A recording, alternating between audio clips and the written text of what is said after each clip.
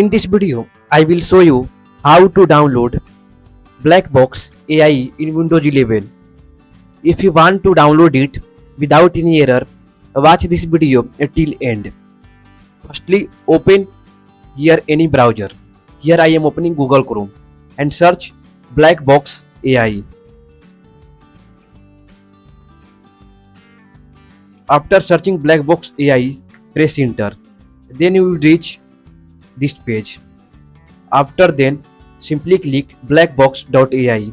When you click this link, you see Blackbox interface. It is the official site of Blackbox. For downloading it, simply click three dot. After clicking three dot and then click cast save and share.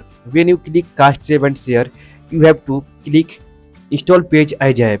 When you click this option and then click install, and you can see we have installed Blackbox in Windows 11 without any error. Now, without going Google Chrome, you can simply open Blackbox from desktop and you can use it. If you have any query about this video, you can ask in comment box.